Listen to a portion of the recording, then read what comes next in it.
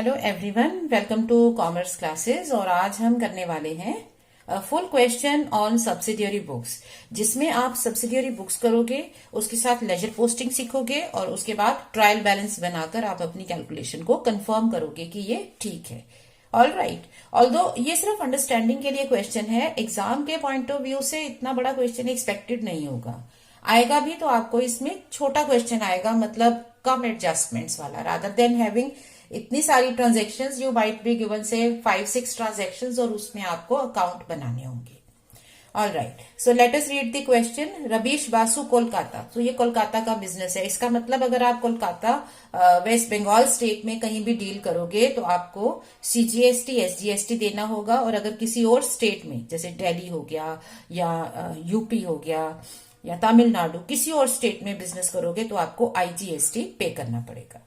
Okay, ये opening balances हैं। Rajesh, James, creditors में राव, समंता, कैपिटल।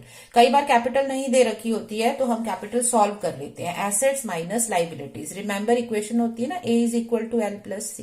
तो कैपिटल कितना हो जाएगा, ए माइनस एल। तो ये जब तक कैपिटल सॉल्व नहीं होगी आपकी फर्स्ट जो ओपनिंग एंट्री है वो कंप्लीट नहीं होती है। Now we are given cash sales, machinery purchase, paid salaries, wages. ठीक है ना, आपने अकाउंट सेटल किया by cheque, sold goods, sent credit note to James, मतलब सेल्स रिटर्न हो गई। Paid to Rao in full settlement, bank loan ले लिया आपने, विड्रॉल किया फॉर पर्सनल यूज मतलब ड्रॉइंग्स, फिर टैक्सेस पे किए, गुड्स परचेज्ड, सेल्स एटसेट्रा। तो ये डिफरेंट टाइप ऑफ ट्रांजेक्शन है। तो अब हमें क्या करना है, सबसे पहले हमें यहाँ पर इनके जर्नल करना है, मतलब एक स्पेशल जर्नल सब्सिडियरी बुक्स, और साथ में हम बनाएंगे जर्नल प्रॉपर। सो क्वेश्चन जब आप रीड करोगे आपको अंदाजा हो जाएगा कौन कौन सी बुक्स आनी है। कैश बुक हमेशा होती है, परचेज और सेल्स बुक हमेशा होती है। एक रह जाता है रिटर्न का, वो हमें देखना पड़ता है।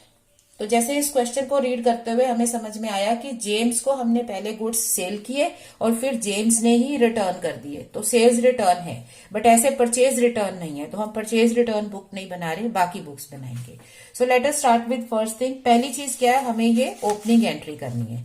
तो ओपनिंग एंट्री में क्या आ जाएगा, 1 मार्च को cash account debit, bank account debit, stock account debit, plant account debit. जो जो चीजें दी हुई हैं वो सब लिखते जाओ। डेटर्स के नाम हैं तो हम डेटर के बाय नेम लिखेंगे, राजेश एंड जेम्स। ठीक है ना। कितना कितना आ गया इनका अमाउंट, 27,500, 13,750। टू राव क्रेडिटर्स में सामंता 19,250। तो जो क्रेडिट साइड के अमाउंट्स हैं वहां पर हमें इन लाइबिलिटीज को कॉलम में लिख देना है। टू कैपिटल, तो नरेशन लिख सकते हो, being the opening entry for the balances given on 1 March. So narration हम लिख सकते हैं, उसमें कोई इश्यू नहीं है। ओके, तो ये हो गई आपकी ओपनिंग एंट्री। अब नेक्स्ट क्या है, कैश सेल्स। तो अगर आप कैश सेल कर रहे हो तो वो कैश बुक में आएगा। कैश बुक में प्लस साइड होती है डेबिट, माइनस मतलब क्रेडिट। तो जब पैसा आया तो कैश बुक में हमें सबसे पहले बैलेंस लिखना होता है। सो आप फर्स्ट ऑफ ऑल कैश का बैलेंस, बैंक का बैलेंस यहां पर लिख लो। अब ट्रांजेक्शन शुरू करते हैं। तो कैश सेल्स में आ गया सेल्स अकाउंट 2000 कैश में आएगा, और साथ में क्या है, स्टार का मतलब क्या है, यहां पर स्टार वाली ट्रांजेक्शन्स पर सीजीएसटी एसजीएसटी है, मतलब ये आपकी with in this state transactions रही होंगी। तो सेल के साथ आता है output, output CGST, output SGST, 6% each. तो ये हो गया 120 एंड 120। नेक्स्ट है परचेज्ड मशीनरी बाय चेक। तो अगर आप मशीनरी खरीद रहे हो, 5,000 चेक से पेमेंट किया, और यहां पर भी सिंगल स्टार का मतलब है कि आपको जीएसटी कौन सा देना है, एसजीएसटी सीजीएसटी जो लिखा हुआ है नीचे, ये हो जाएगा आपका इनपुट का, इनपुट सीजीएसटी, इनपुट एसजीएसटी। ठीक है, 6% each. Paid salaries by cheque. तो अगर आप सैलरीज पे कर रहे हो, चेक से दे रहे हो, तो आपके बैंक से कटेगा।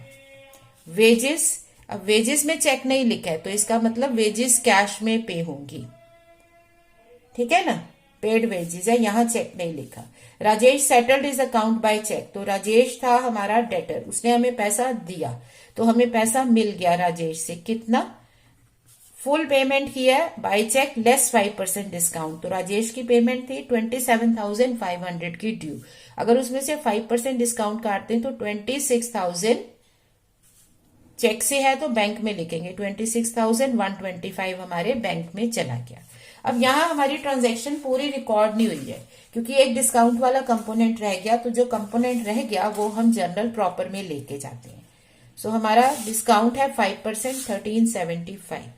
तो यहाँ हमें चेक करना होगा कि ये डिस्काउंट हमारे लिए लॉस है या गेन है। तो क्योंकि हमने राजेश ने कम पेमेंट की है तो हमारे लिए ये लॉस हो गया, तो इसे लिखते हैं डिस्काउंट अलाउड।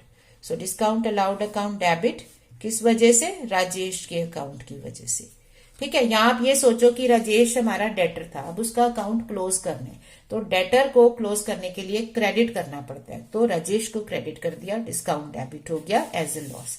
सो किसी भी एक तरह से आप अगर एक पार्ट भी समझ लेते हो डेबिट क्रेडिट का, एंट्री इजी हो जाती है। अब यहाँ पर हम इसे डिस्काउंट अलाउड बोलते हैं क्योंकि जिसको पैसा लेना होता है ना वो डिस्काउंट अलाउ करता है, और जो पैसा रिसीव मतलब दे रहा होता है उसको डिस्काउंट रिसीव होता है। इन एनी केस अगर आपको कभी भी डिस्काउंट अलाउड डिस्काउंट रिसीव में कंफ्यूजन है, you just 2 person sit together, 2 जने इकट्ठे बात करो कि जैसे ए है कि मुझे 1,000 रुपीज बी को देने हैं, एक जना ए बन जाओ दूसरा बी बन जाओ। अब आप अपनी बातों से कोशिश करो कि जो पैसा देना चाहता है 1,000, वो डिस्काउंट की बात करे कि यार मुझे 1,000 रुपीज तुम्हें देने हैं, मैं तुम्हें अभी पेमेंट कर दूं तो 900 पे चलेगा। अब आप क्या बोलोगे, तुम मुझे डिस्काउंट दे दो या मैं तुम्हें डिस्काउंट देता हूं। जो आप बोलोगे, जो इमीडिएटली आपको क्लिक कर रहा है ना, वही एक्चुअली आपके लिए डिस्काउंट अलाउड या रिसीव्ड है, ठीक है। तो जो पैसा पे कर रहा होता है कि आपको पे करना है, तो आप दूसरे को कहते हो कि यार कम ले ले, मुझे थोड़ा डिस्काउंट दे दे, ठीक है। तो जो पे कर रहा होता है उसको डिस्काउंट रिसीव होता है, और जो पेमेंट लेता है वो अलाउ करता है। तो यहां पर क्योंकि आपने राजेश से पैसा लिया है, मिला है ना, तो आपने डिस्काउंट अलाउ किया है, आपने उसको अलाउ किया कि चल कम पेमेंट कर, ठीक है। वो खुद को अलाउ नहीं कर सकता, आप खुद को अलाउ नहीं करोगे कि मैं कम पेमेंट कर देता हूं और सामने वाला आपकी बात मान लेगा, ठीक है। आप खुद को कम पेमेंट अलाउ नहीं करते हो, आप हमेशा सामने वाले को कहते हो चल मैं तुझे डिस्काउंट देता हूं, तो पेमेंट कम कर रहा है, कोई बात नहीं।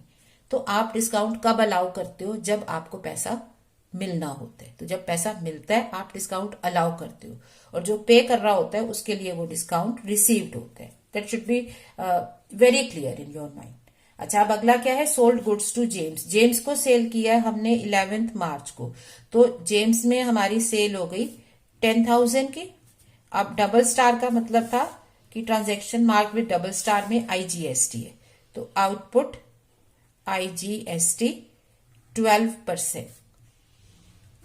सो 10,000 गुड्स की वैल्यू 12% IGST 11,200 हो गया।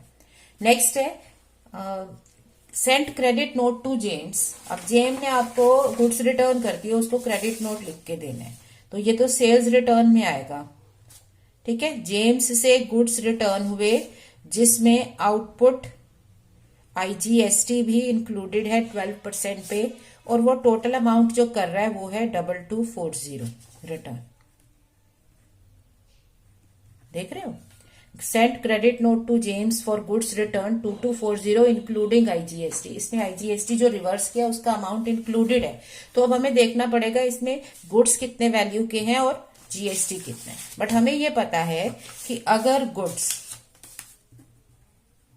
100 रुपीज के हों तो उसमें IGST लगना है 12, तो टोटल वैल्यू हो जाएगी 112। तो अब अगर टोटल वैल्यू 2240 है तो इसमें GST कितना है और गुड्स कितने हैं। ये जब भी हम वैल्यू सॉल्व करते हैं हम इसमें डायरेक्टली क्रॉस मल्टीप्लीकेशन की इक्वालिटी ले सकते हैं कि ये क्रॉस वैल्यूज हमेशा इक्वल होती हैं। So 100 into 2240 should be equal to 112 into x. ये अगर x ले लें तो x की वैल्यू कितनी आ गई, 2000। इसका मतलब गुड्स की वैल्यू 2000 होगी, तब ये टोटल 2240 बनेगा। अकॉर्डिंगली आपका IGST जो है वो 240 आ गया। यहां पे भी आप एक क्रॉस ले सकते हो, तब आपको इनको लेना होगा। 12 into 2240 is equal to IGST into 112। यहाँ आप इक्वेशन बना लो कि अगर गुड्स की वैल्यू 100 है तो टोटल 112 बनता है ना। तो गुड्स की वैल्यू कितनी हो कि टोटल इतना बने। तो जैसे आपको समझ में आता है आप इसको सॉल्व कर सकते हो, but I find it appropriate to use cross multiplication. ये जो अक्रॉस का मेथड है जिसमें क्रॉस इक्वालिटीज रहती हैं, ये हमेशा हमें शॉर्टकट में फटाफट में सही आंसर देते हैं। नेक्स्ट है पेड टू राव। राव को पेमेंट कर रहे हो बाय चेक, तो पेमेंट अगर हम कर रहे हैं तो यहां आ जाएगा क्रेडिट में। पेमेंट कर दी 18,000 की, लेकिन उसका तो बैलेंस था 19,250। फुल सेटलमेंट का मतलब है पूरे पैसे के अगेंस्ट। तो जो 1250 है ये आपके लिए क्या हो गया, डिस्काउंट रिसीव्ड। तो अब आपको राव से डिस्काउंट रिसीव हो रहा है, तो आप क्या लिखोगे, Rao account debit to discount received. अब आपके लिए ये फायदा है, आपको पेमेंट करनी थी 19,000 प्लस की और आपका काम चल गया 18,000 में, कम पे किया, फायदा हो गया। तो डिस्काउंट जो है वो यहाँ पर इनकम की तरह आ गया, डिस्काउंट रिसीव्ड 1250। ठीक है, और राव को डेबिट कर दिया क्योंकि राव एक क्रेडिटर है, उसका अकाउंट क्लोज करना है। उसके बाद है हमारे पास took loan from bank. So bank से पैसा हमने लोन में लिया, तो जब हम बैंक से लोन लेते हैं तो हमारे बैंक में वो हमारे अकाउंट में पैसा डाल दिया जाता है। सो बैंक लोन के थ्रू हमारे अकाउंट में पैसा आ गया। विड्रॉन फॉर पर्सनल यूज, तो जो पर्सनल यूज है वो कहलाती हैं ड्रॉइंग्स। उसके बाद है विड्रॉन फॉर बैक टू पे टैक्सेस, तो आपने बैंक से पैसा निकाल के टैक्सेस पे किए। तो ये तो कंपनी के फर्म के टैक्सेस होंगे ना, हमें ड्राइंग तो नहीं लिखा, पर्सनल तो नहीं है ना। तो अब आपका ये आ गया टैक्सेस एक्सपेंडिचर में। बॉट गुड्स फ्रॉम समंता, सो समंता से गुड्स खरीदे। अगर आप गुड्स खरीद रहे हो तो आपके पास क्या आ जाएगा, परचेज बुक में एंट्री आ जाएगी 27 मार्च की, समंता 5,000। ओके, इसके साथ आपका डबल स्टार का मतलब है IGST है, तो इनपुट IGST 12% आपके क्वेश्चन में लिखा हुआ है। सो इसमें गुड्स की वैल्यू है 5,000, IGST है 600, तो टोटल बन गया 5,600। ठीक है, नेक्स्ट क्या है, कैश सेल्स है आपकी इंक्लूडिंग GST, दोनों GST मिला के कैश सेल हो रही है, अमाउंट बैंक में डाल रहे हो। तो to sales account, to output CGST, output SGST 6% each. Again यहाँ पे कैलकुलेशन कैसे होगी, हमें ये पता है अगर गुड्स 100 के हैं तो CGST प्लस SGST दोनों इक्वल मिला के 12 रुपीज के, तो टोटल हो जाएगा 112। तो अगर टोटल 4480 है तो इसमें GST कितना होगा, 12 इंटू 4480 अपॉन 112, 480। इसका मतलब हमारा गुड्स की वैल्यू होगी 4,000। तो जो सेल हुई है वो है 4,000, और अगर 480 के टैक्सेस है तो दोनों का प्रोपोर्शन CGST SGST का बन गया 240 ईच। ओके, अब हमें अकाउंट्स क्लोज करने हैं, हमारी एंट्रीज कंप्लीटेड है। लास्ट क्या है, बैंक में पैसा जमा करा दो कीपिंग 825। इसका मतलब आपको कैश में 825 रखना है, बाकी आपको सारा बैंक में जमा कराना है। तो ये कॉन्ट्रा एंट्री हो जाएगी, कैश में से पैसा निकलेगा, बैंक में जमा हो जाएगा, लेकिन अमाउंट कितना होगा, अमाउंट हमें चेक करना पड़ेगा। तो अब आप बैलेंसिंग फिगर चेक करो, डेबिट साइड का पूरा टोटल आपका कितना बन रहा है,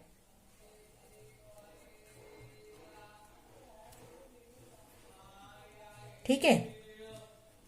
तो कितना यहां पर बैलेंसिंग फिगर आ जाएगा, यहां डेबिट में टोटल इतना है, क्रेडिट का टोटल है 1265। ओके, तो आपके पास कितना आ गया,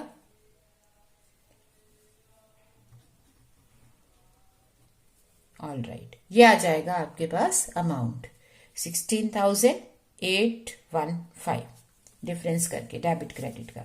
अब आप बैंक का टोटल कर लो। ओके, तो ये आ जाएगा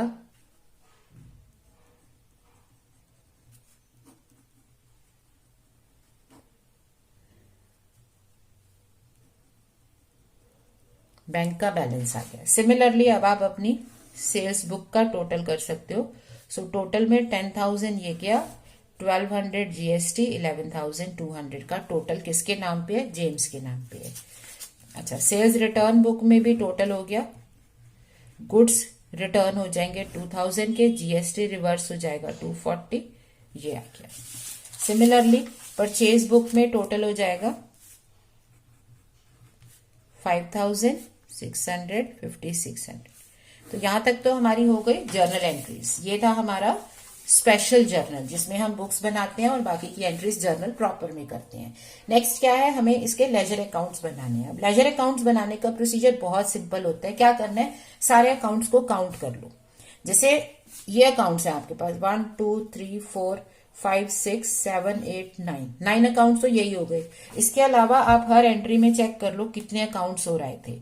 sales account, purchase account, salary, so 9 10 11, यहाँ पे मशीनरी भी है 12 13, सैलरी, वेजेस 14। ये अकाउंट पिछला चल रहा है, जेम्स का अकाउंट पिछला चल रहा है, ओके, बट डिस्काउंट आ गया सो 15। ये जेम्स का अकाउंट पहले से था। अच्छा, राव को पेमेंट पहले से थी, डिस्काउंट आ गया 16।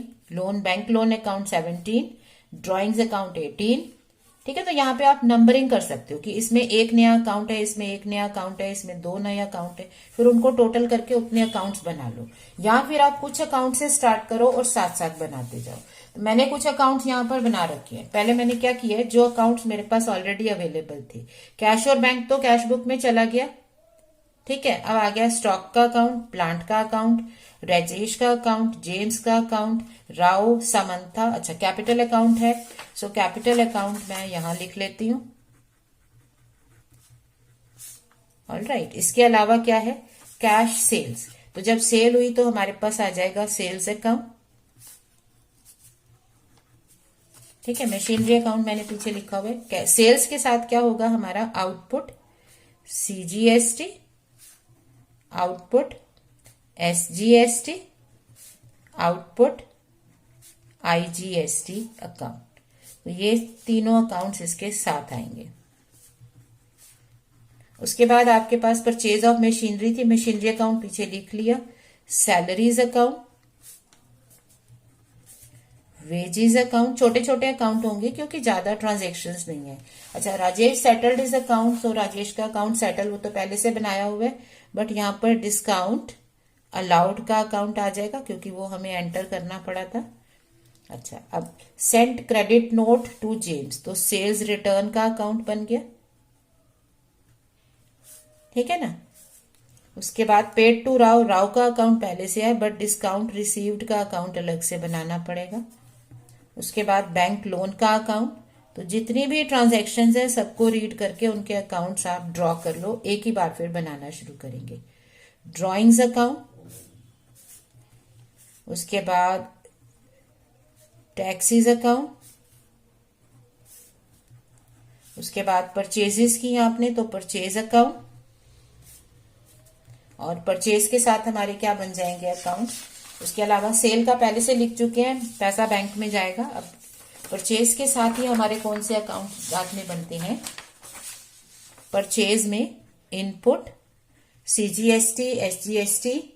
ठीक है ना, तो ये सारे हमारे अकाउंट बनेंगे। सो input CGST account, input SGST account, और साथ में बनेगा इनपुट आईजीएसटी अकाउंट। तो ये आप सबसे पहले जो पुराने अकाउंट्स हैं उनके बैलेंसेस नोट करो। तो हमारे पास स्टॉक अकाउंट था, कैश और बैंक हम लिख चुके हैं। स्टॉक अकाउंट का बैलेंस है 1,92,500। प्लांट अकाउंट का बैलेंस है 4,40,000। डेटर्स में राजेश का बैलेंस है 27,500। जेम्स का बैलेंस है 13,750। क्रेडिटर्स में राव का बैलेंस है, सो क्रेडिटर्स के बैलेंस है हमारे क्रेडिट साइड में। समंथा का बैलेंस है 35,750। अच्छा, मशीन मैंने यहां बना लिया था, तो कैपिटल अकाउंट का बैलेंस है 7,16,650। ये सारे अकाउंट्स हमारे बन गए। ऑल राइट, अब ये अकाउंट्स आपके जो बन चुके हैं, अब आपको क्या करना है, पोस्टिंग शुरू करनी है। सो आप अपनी कैश बुक से पोस्टिंग स्टार्ट कर दो, क्योंकि इनकी सबकी एक एक पोस्टिंग जाएगी कैश बुक में सिंगल, क्योंकि ये जर्नल का भी पार्ट है, लेजर का भी पार्ट है। तो एक पोस्टिंग यहाँ ऑलरेडी है, एक हमें करनी पड़ेगी। ओके, बैंक में यहाँ मैंने पैसा अभी लिखा नहीं था, कॉन्ट्रा एंट्री हो गई।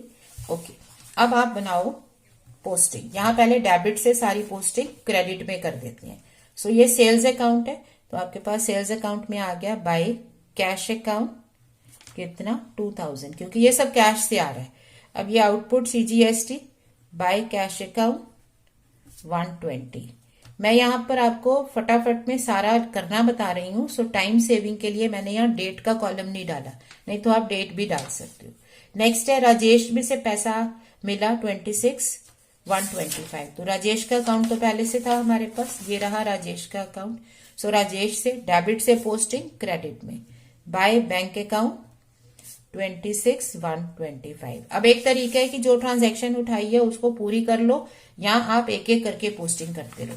तो राइट नाउ मैं क्या प्रोसीजर आपको बता रही हूँ, आप एक एक करके सारी जो जर्नल है उसकी पोस्टिंग करनी है। तो अभी इसको यहीं पे रखेंगे, ऑल्दो हमें याद है यहाँ पर डिस्काउंट था, बट राइट नाउ छोड़ दो। बैंक लोन आपने नया लिया था, तो एक नया अकाउंट आपका बना होगा बैंक लोन का अकाउंट, तो वहां पर आपको बैंक लोन लिखना है। So bank loan by bank account 50,000।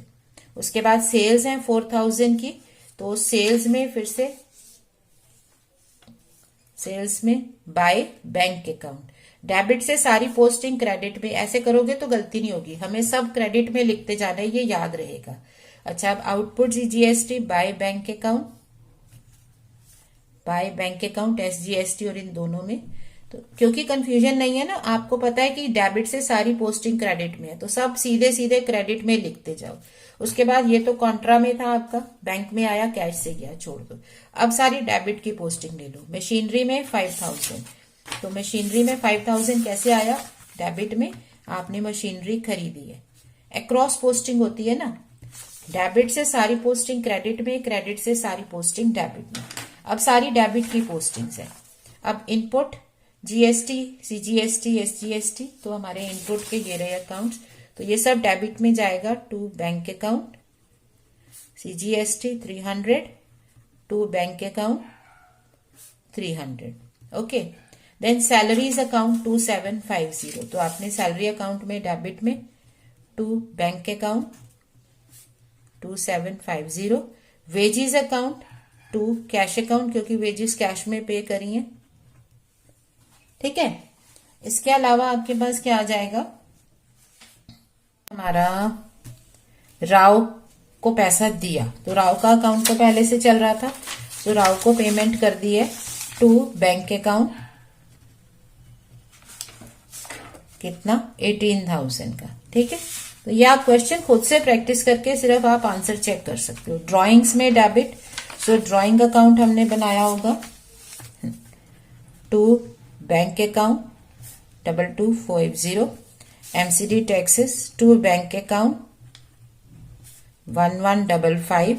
फिर ये तो कॉन्ट्रा एंट्री है, छूट गई, तो हमारी कैश बुक सीधे पोस्ट हो गई डेबिट से क्रेडिट में। अब आ जाओ सेल्स बुक, तो सेल्स बुक की डबल पोस्टिंग होनी है, सिर्फ कैश बुक में सिंगल पोस्टिंग है, बाकी सब में डबल। तो अब सेल्स बुक जो होती है, क्योंकि सेल हमारी क्रेडिट होती है, तो सेल बुक की अपनी पोस्टिंग क्रेडिट साइड में जाती है। तो सेल्स अकाउंट में आपके पास क्रेडिट में पोस्टिंग्स करनी है सारी, तो जहां भी हमने सेल्स अकाउंट लिखा है, ओके, ये रहा सेल्स अकाउंट। सो बाय आप क्या लिख सकते हो, सन्ड्रीज फ्रॉम सेल्स बुक, तो कितनी सेल्स का टोटल आया है, वैल्यू 10,000। सिमिलरली IGST में भी by sundries from sales book, यहां पर तो एक ही है ना, लेकिन अदरवाइज हमारे पास मल्टीपल ट्रांजैक्शंस होती हैं, तो जब हम इसकी पोस्टिंग करते हैं हमें अलग अलग नहीं टोटल लिखना होता है, तो हम सिंपल लिखते हैं बाय सन्ड्रीज की, हमने सेल्स बुक से सन्ड्री अमाउंट्स का, डिफरेंट अमाउंट्स का टोटल करके डाल दिया। तो ये 10,000 डाल दिया, ये 1200 डाल दिया। अब ये टोटल अमाउंट किसको जाना है, जेम्स को। जेम्स हमें पे करेगा तो सेल की है। जेम्स क्योंकि हमारा एक ऑनगोइंग अकाउंट था तो जेम्स के अकाउंट में क्या आ जाएगा, टू सेल्स अकाउंट। कितना आ गया, जेम्स को पे करना है 11,200, ठीक है ना। तो ये आ जाएगा आपका जेम्स के अकाउंट में, जिसमें आप टू सेल्स अकाउंट में अलग अलग भी लिख सकते हो 10,000 और टू आउटपुट IGST 1200 सेपरेट कर सकते हो। अच्छा, अब आ जाएगी सेल्स रिटर्न की। तो सेल्स रिटर्न अभी हम जेम्स में ही लिख लेते हैं, by sales return account 2000, sales return 2000 की है, and by output IGST reversed है 240। ये आपने जेम्स के अकाउंट में पोस्टिंग की। अब ये इंडिविजुअल, तो सेल्स अकाउंट में पोस्टिंग होगी 2000 की, तो सेल्स अकाउंट में आपका 2000 रिटर्न हो रहा है। So to sundries from sales return book 2000, और IGST में भी to sundries from sales return book 240। याद रखो जो जेम्स है वो हमारा क्रेडिटर है, तो उसमें क्रेडिट में पोस्टिंग हो रही है और ये बाकी की सारी डेबिट में पोस्टिंग हो रही है, ठीक है ना। तो अब ये आपके पास आ गया, पोस्टिंग हो गई। अब नेक्स्ट हमारी पोस्टिंग किसकी है, नेक्स्ट हमने बनाई है परचेज बुक। सो परचेज बुक में समंता जो है वो हमारा क्रेडिटर है। ओके, सो समंता के अकाउंट में क्रेडिट में जाएगा, ये याद रखो। ये सारे पर्सन हमारे क्रेडिटर बन रहे हैं और ये डिटेल सारी डेबिट में जाने वाली है। परचेज हमारी जिस पर्सन से खरीदते हैं वो क्रेडिटर होता है, तो ये क्रेडिट में और ये सारे अमाउंट्स डेबिट में। तो समंता के अकाउंट में आ जाएगा by purchases account 5000 and by input IGST 600। अब ये अलग अलग कहाँ जाएंगे, परचेजेस अकाउंट में जाएगा 5000, तो जहां भी हमने परचेजेस अकाउंट बनाया हुआ है,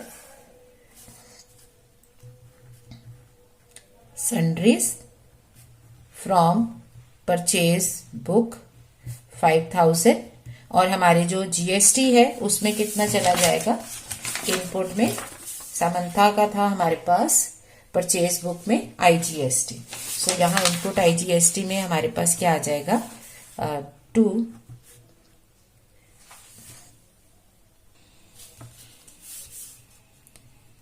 सन्ड्रीज फ्रॉम परचेज बुक, तो सारा परचेज बुक में से लेंगे 600। ओके, ये सारे हमारे पास अमाउंट्स आ गए। ऑल राइट, तो ये हमारे हैं पोस्टिंग्स। अब बुक्स की पोस्टिंग हो गई, अब आ जाओ जर्नल प्रॉपर। तो ओपनिंग एंट्री तो हमारी सबसे पहले बैलेंस में पोस्ट हो जाती है। अब आ गया डिस्काउंट अलाउड टू राजेश, तो इसकी डबल पोस्टिंग है। डिस्काउंट अलाउड के अकाउंट में डेबिट और राजेश में क्रेडिट। सो बाय डिस्काउंट अलाउड राजेश के अकाउंट में, और अब ये देखो ये लिखते सार इसका अकाउंट क्लोज हो गया, कोई बैलेंस नहीं बचेगा, इसे खत्म कर देंगे। और दूसरा ये जाएगा डिस्काउंट अलाउड के अकाउंट में, तो हमने डिस्काउंट अलाउड में अकाउंट बना रखा है। डिस्काउंट अलाउड हमारा है क्या इसकी पोस्टिंग है, देखो discount allowed debit to Rajesh. So debit side में आ जाएगा 1375 टू राजेश। इसी तरह से हमारे पास पिछली एंट्री क्या थी, Rao to discount received. So ये राव के अकाउंट में debit, so to discount received, Rao debit है ना, तो राव के अकाउंट में डेबिट साइड में 1250, ये भी अकाउंट क्लोज हो गया। डिस्काउंट रिसीव्ड में क्रेडिट में बाय राव, सो बाय राव 1250। सो हमने मैक्सिमम जो है हमारी ट्रांजैक्शंस वो लिख ली हैं। सो अब आप क्या करोगे, अब आप इनका बैलेंस करोगे। सो अब बैलेंसिंग पर आ जाते हैं, हमें सारे अकाउंट्स को बैलेंस करना है। सो ये तो हमारी बुक थी, ये हमने बना ली पूरी, इसकी पोस्टिंग हो चुकी है। परचेज बुक इनकी पोस्टिंग हो गई है। अब स्टॉक अकाउंट में यही बैलेंस रहेगा क्योंकि यहाँ पर और कोई ट्रांजैक्शन नहीं है। प्लांट अकाउंट में यही बैलेंस रहेगा। टेक्निकली राजेश का बैलेंस खत्म हो जाना चाहिए, जो करेक्ट है। जेम्स भी बैलेंस चेक करेंगे अब जेम्स के अकाउंट में। सो यहां पर बाय बैलेंस कैरी डाउन आ जाएगा इसको सॉल्व कर सकते। बैलेंस आ गया, राव का अकाउंट क्लोज्ड है, समंता के अकाउंट में बैलेंस आ जाएगा, to balance carry down 41,350। Machine account में बैलेंस आ जाएगा, ठीक है ना। इसी तरह से सारे अकाउंट्स को आप डेबिट क्रेडिट टोटल कर लो। मोस्टली लिमिटेड ट्रांजैक्शंस है, तो to balance carry down 716,650। Sales में बैलेंस आ गया, अच्छा ये सेल्स में बैलेंस कर लो, आउटपुट सीजीएसटी बैलेंस कर लो, ओके 360। आउटपुट आईजीएसटी बैलेंस कर लो, सैलरीज अकाउंट बैलेंस कर लो, वेजेस अकाउंट बैलेंस कर लो, और हर बैलेंस को हमें ब्रॉट डाउन कर लेते हैं ताकि हमें याद रहे कि इसका बैलेंस क्या है। जहां बैलेंस ब्रॉट डाउन होगा वो उसका बैलेंस माना जाता है। तो यहां आपका बैलेंस कैरी डाउन है, ये ब्रॉट डाउन है, इसका मतलब इसका बैलेंस क्रेडिट बैलेंस है, ठीक है। By balance brought down 360। सो ये ब्रॉट डाउन बैलेंसेस को हम बैलेंस वो साइड मानते हैं, डेबिट या क्रेडिट अकॉर्डिंगली चेक करते हैं, ओके। अब डिस्काउंट अलाउड हमने चेक कर लिया, बाय बैलेंस कैरी डाउन। तो ये क्योंकि कैरी डाउन इधर है तो इसका डेबिट बैलेंस माना जाता है। Carry down are always brought down to next year. So by balance carry down, तो इसका डेबिट बैलेंस है, to balance. As such procedure में तो हमें जितने भी नॉमिनल अकाउंट्स है वो हमें टोटल करने होते हैं, क्योंकि उनको लास्ट में हमें मैच कर लेना है और उनको ट्रेडिंग एंड P&L अकाउंट से प्रॉफिट और लॉस निकालना है। तो इनको बैलेंस लिखते नहीं है, टेक्निकली ये कैंसिल होने वाले हैं। बाकी जो एसेट्स लाइबिलिटीज है उनके बैलेंसेस बचते हैं। तो जो नॉमिनल अकाउंट्स है जैसे discount sales, discount received, wages etcetera, इनके हम बैलेंस ब्रॉट डाउन करते नहीं है क्योंकि एज सच वो हमारे क्लोज हो गए होते हैं। सिमिलरली लिख रहे हैं यहां पर क्योंकि अब हमें ट्रायल बैलेंस कंपाइल करना है, बट एट द एंड क्या होगा, ड्रॉइंग कैपिटल के अगेंस्ट कैंसिल होगी। नॉमिनल अकाउंट्स में अब हम सिर्फ अकाउंट के क्लोजर के लिए इसे लिख रहे हैं, बट एक्चुअली ये सिर्फ बैलेंस है जो हमारा इनकम्स के अगेंस्ट कैंसिल होके हमें प्रॉफिट और लॉस देगा, जो ऑनर को मिलेगा। यहां पर आ गया bye balance carry down 300, balance carry down 300, 600, ठीक है ना। तो अब जब हमारे सारे अकाउंट्स बन गए हैं तो अब हम बना सकते हैं अपना ट्रायल बैलेंस। तो ट्रायल बैलेंस क्या होता है, trial balance is a summary of all balances. तो सारे बैलेंसेस जो अकाउंट्स बनाए हैं उनसे शुरू कर दो और सबकी आप समरी लिख लो। जैसे हमारे पास शुरू में क्या था, कैश बुक थी, तो आपके पास कैश का बैलेंस है, बैंक का बैलेंस है, ठीक है। कैश का बैलेंस हो गया, बैंक का बैलेंस हो गया। उसके बाद आपके पास क्या आएगा, स्टॉक का बैलेंस 1,92,500, प्लांट, जितनी भी एसेट्स हैं और जो आपके एक्सपेंसेस हैं, लॉसेस हैं, वो सब डेबिट बैलेंस रखते हैं। राजेश का बैलेंस खत्म, जेम्स का बैलेंस खत्म, राव का अकाउंट, ओके जेम्स में बैलेंस है, डेबिट बैलेंस है। उसके बाद राव के अकाउंट में आपके पास बैलेंस खत्म क्योंकि उसकी फाइनल पेमेंट हो गई थी। समंता के अकाउंट में क्रेडिट बैलेंस है, ठीक है, क्योंकि यहां बैलेंस बच रहा है, इसका मतलब इसका सारा बैलेंस यही है, ऑपोजिट में रीड किया जाता है। So machine 5,000। इसके बाद आप सारे जितने अकाउंट्स आपने बनाए हैं सबके बैलेंसेस आप लिखते जाओ। कैपिटल,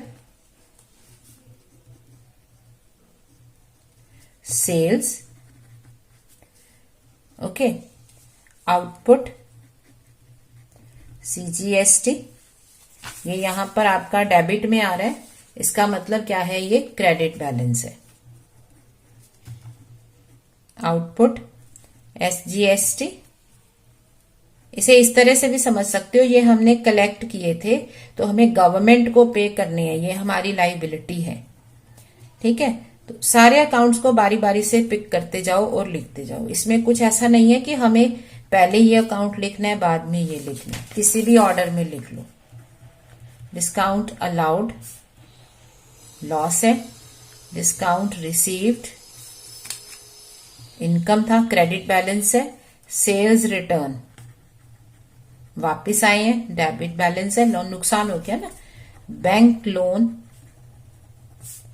लाइबिलिटी है, ड्राइंग्स ऑनर ने पैसा निकाल लिया, डेबिट बैलेंस है, कैपिटल का उल्टा होता है, एमसी के टैक्सेस, कोई फर्म के आपके टैक्सेस हैं, एक्सपेंडिचर, परचेजेस 5000। ठीक है ना। अब आप इसमें और हमारे कौन से अकाउंट थे, इनपुट सीजीएसटी, ये हमारी एसेट हो जाती है इन द सेंस कि हमें इसका क्रेडिट मिलता है।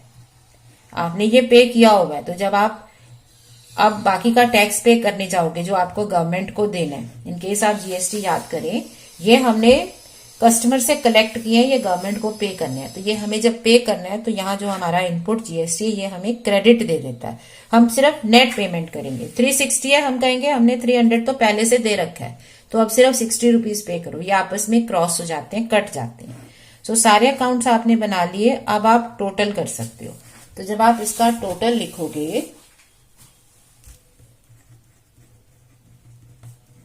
अगर ये मैच कर रहा है इसका मतलब आपकी सारी वर्किंग ठीक है, और इन केस ये मैच नहीं कर रहा, इट मीन्स आपने कहीं कोई मिस्टेक कर दी है। अब उसको आइडेंटिफाई करने का वैसे एक चैप्टर है पूरा जिसमें हम एरर्स को आइडेंटिफाई करते हैं और उनको रेक्टिफाई करते हैं, ठीक करते हैं। बट राइट नाउ जब हम ये क्वेश्चन कर रहे हैं, अगर मान लो हमारा बैलेंस नहीं मिल रहा, कुछ डिफरेंस आ रहा है, तो क्या हो सकता है, या तो नंबर 1 हमने उसकी वो ट्रांजेक्शन जो है वो पोस्ट नहीं की। जैसे मान लो 10,000 का डिफरेंस है, तो एक ये हो सकता है कि 10,000 की कोई ट्रांजैक्शन की लेजर पोस्टिंग भूल गए हैं। तो आप अपना बुक्स को उठाओ, sales book, purchase book, cash book, और उसमें 10,000 के चेक करो कि 10,000 की कोई आइटम तो नहीं भूल गए। यूजुअली 10,000, 1 लाख, 100 ये टोटलिंग एरर भी हो जाती है, टोटल दोबारा कर लो। दूसरी चीज है, हमने लेजर पोस्टिंग रिवर्स साइड में कर दी है, वो उसका डबल इफेक्ट देती है। डेबिट वाली पोस्टिंग थी, क्रेडिट में कर दी है, तो उससे डबल एरर हो गई है। तो उस केस में क्या है, जो डिफरेंस है, जैसे 10,000 का डिफरेंस आ रहा है दोनों साइड में, आप उसका हाफ करो, 5,000, उसको मिलाओ कि 5,000 की कोई ट्रांजेक्शन मैंने गलत साइड में तो पोस्ट नहीं कर दी। जैसे ये 600 रुपीज है, ठीक है, ये क्रेडिट में इसका बैलेंस कैरी डाउन है, ये डेबिट बैलेंस है। अगर मैं इसको क्रेडिट साइड में लिख दूं, गलत पोस्टिंग कर दूं, चाहे यहां चाहे लेजर में, तो वो मुझे डबल इफेक्ट देगा, उसका डबल एरर मानी जाएगी। एक तो यहां नहीं लिखा, दूसरा गलत दूसरी साइड लिख दिया, ठीक है, तो ये डबल हो जाता है। सो आप अमाउंट को हाफ करके चेक कर लो कहीं मिस्टेक तो नहीं है। एक है, हमने रेपिटेटिवली तो नहीं लिख दिया, एक ही अकाउंट का बैलेंस 2 बार लिख दिया हो, उसको चेक कर लो। तो इस तरह से कुछ ट्रिक्स होती हैं जिससे आप अपनी एरर को आइडेंटिफाई कर लेते हो और उसको फिर ठीक कर दो, तो आपका ट्रायल बैलेंस मिल जाएगा। सो आई होप ये आपको कंप्लीट ट्रायल बैलेंस बनाना समझ में आ गया है।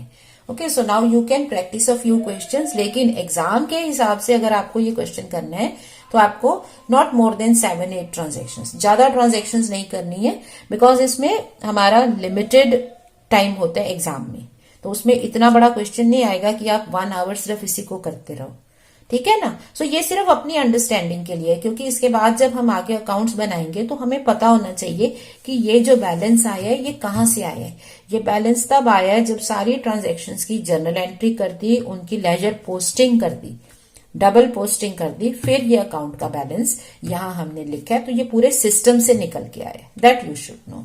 Okay, so I hope it is clear. So stay learning and practising and stay smiling. Thank you.